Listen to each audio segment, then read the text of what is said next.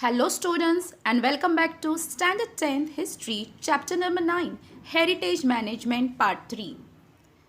In the second part of the chapter we have learned about some famous museums. In the third part, that is in 9.3, we will be learning about the libraries and archives. So let's start. Let's learn first about the libraries. So library, it is a collection of sources of information which are organized by some information professional and also by some other experts. There are four types of libraries according to their mode of services, and those are academic library, special library, public library and national library. The library houses periodicals. Periodicals, already we have learned this in chapter number 5 of our textbook in mass media.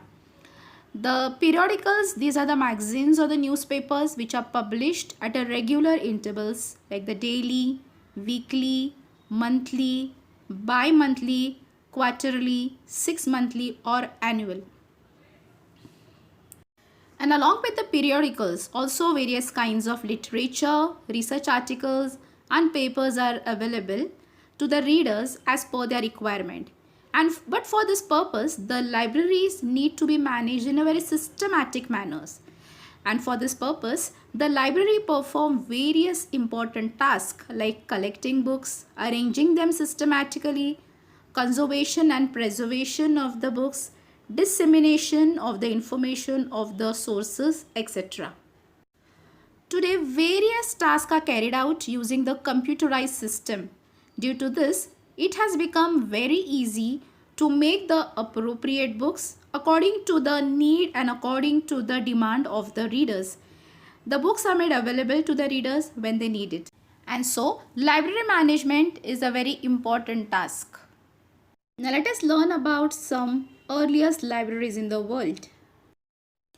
The first one is the Royal Library of Ashurbanipal, 7th century BCE, the Assyrian emperor in Mesopotamia.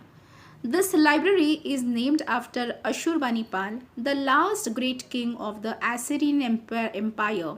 And it has a collection of thousands of the clay tablets and fragments which contains many texts of all kinds from the 7th century BC. The second one is the library at Takshashila, 5th century BCE, and this is the world's first university and it was established in Takshashila, which is now in Pakistan. The next library is the library in Alexandria, Egypt, 4th century BCE.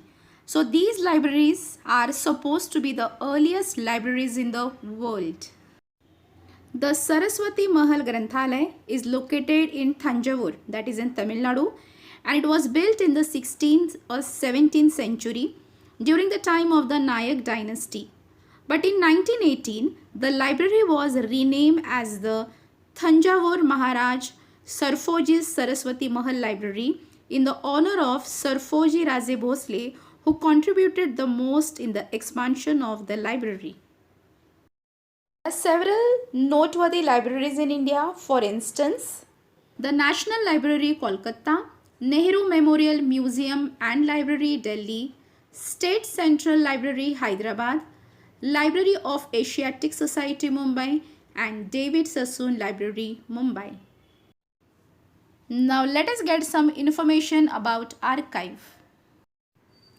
The place where the old documents, official records, old films, etc. are preserved and stored, these are called as the archives. Documents from the archives are considered as reliable documents.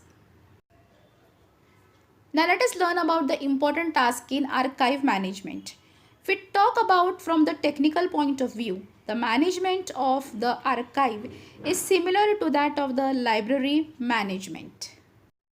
And the tasks which are included in the archive management is the preservation of the document with important content in their original condition, preparation of the indexes, and creating the accurate system of retrieval of document.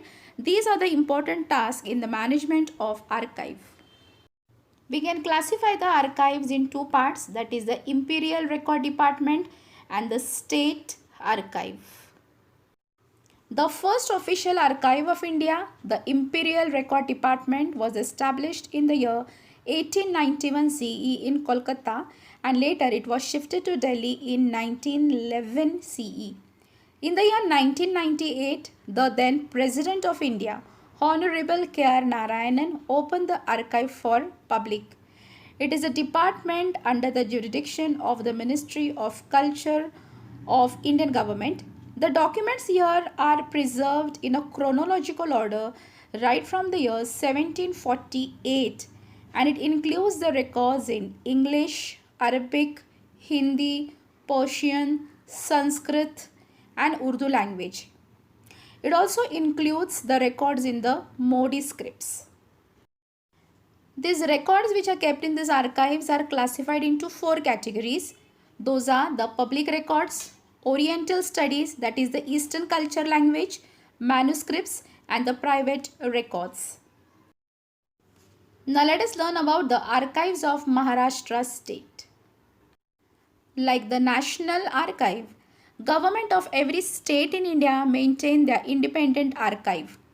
The Archive of Maharashtra state government has the branches in Mumbai, Pune, Kolhapur, Aurangabad and Nagpur. And there are about 5 crores of Modi documents related to Maratha history in the Pune branch, and these documents are referred to as the Peshwa Daftar. So dear students, this is the end of the third part of the chapter Heritage Management, and we have learned 9.3 the library and archives. In the fourth part, that is the last part of the chapter, we will be learning about the encyclopedias. I hope students, you all have understood this part well. Thank you.